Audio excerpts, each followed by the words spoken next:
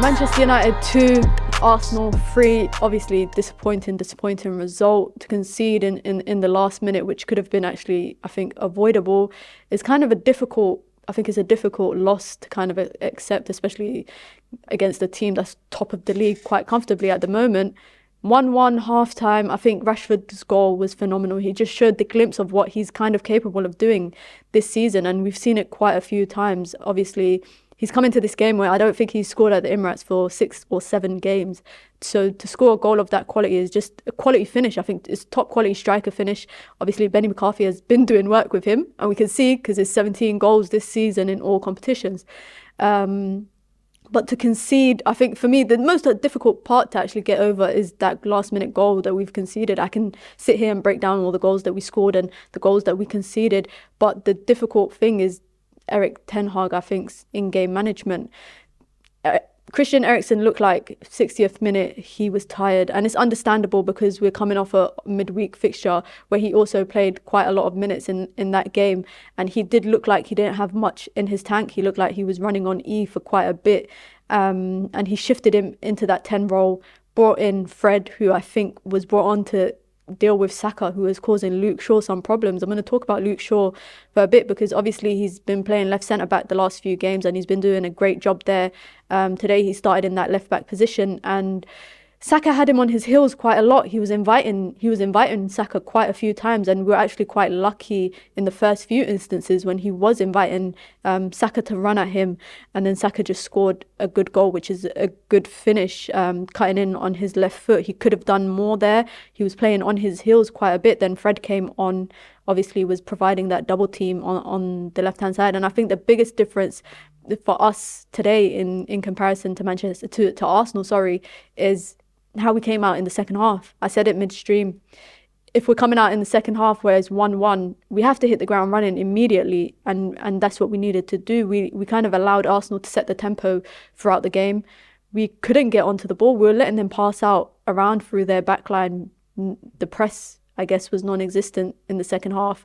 It was led by Weghorst, which I think to be called upon in his second game for Manchester United to play a full 90 minutes, he did relatively decent from what's expected with him.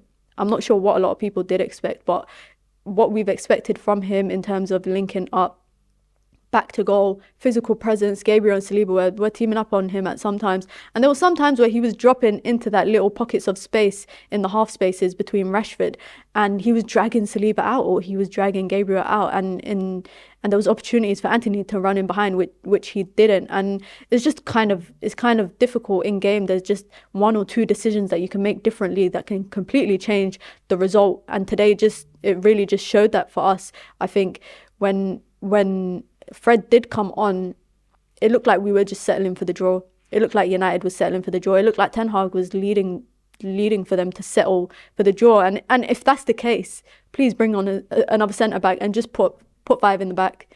We got Maguire on the bench, obviously. We got Lindelof on the bench. We could easily just put 5 in the back. It didn't seem like we wanted to go for the win, and it didn't seem like we were going for a loss. So it definitely felt like we were going for a draw. 2-2 at the Emirates, obviously, to concede a last-minute goal when we conceded a last-minute equaliser midweek is just really frustrating, because it's a game where we've lost 5 points in what is going to be a very congested fixture of games the next 5 weeks. We've got Nottingham Forest in the Carabao Cup twice. We've got Reading in the FA Cup. We've got Leeds back to back.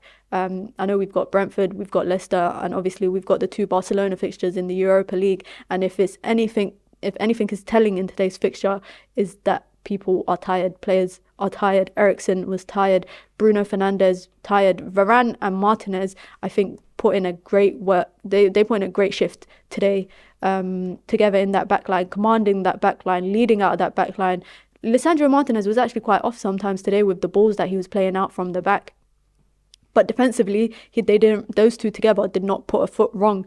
And it's quite frustrating because in a game where we're missing Casemiro, who's been the biggest change maker for us since he's come into Manchester United, I think this is another fixture that we've lost without him. So that's quite telling as well about his importance in the Manchester United lineup. McTominay got the call up over Fred. I can't really say much about McTominay because I don't think he did bad, but I don't think he was amazing and praiseworthy Anthony was somewhat frustrating to watch.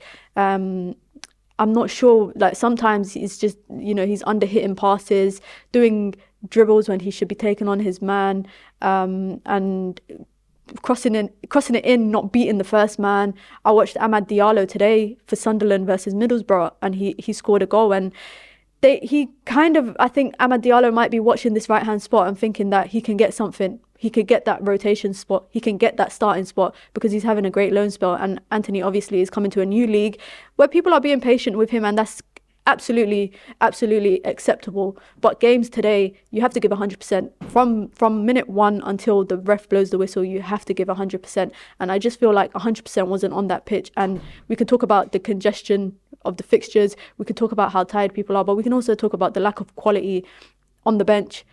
Diogo Dalot is a perfect example for my opinion on this. He was the starting right back, and Wan-Bissaka came in as a rotational player to kind of replace him in terms of, the World Cup, coming back from the World Cup.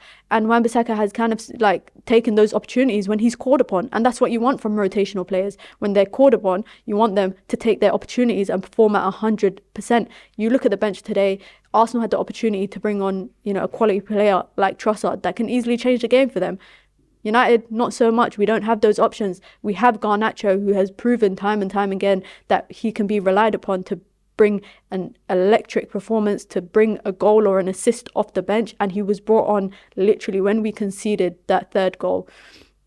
Erik ten Hag, I'm not sure why he did not bring on Garnacho. I personally thought Weghorst might not play the full 90, and I thought at one point we'd see Rashford up top and Garnacho on the left, but we just didn't see it. And I was saying it throughout the stream, this game is just, when we were 2-2, it was screaming for a Garnacho winner, and I'm just really disappointed in the result today. Obviously, Ten Hag is 6 months into his process. He's going to learn. It's a learning experience. Even for the players, learning under Ten Hag, it's all going to be a learning experience. Arsenal obviously are top of the league right now. People are screaming about a title charge, but I do think is each game as it comes. We've got a run of games that we just need to perform. Obviously, players need to be relied upon when they're called upon, and hopefully Ten Hag can get it right in a big game the next time.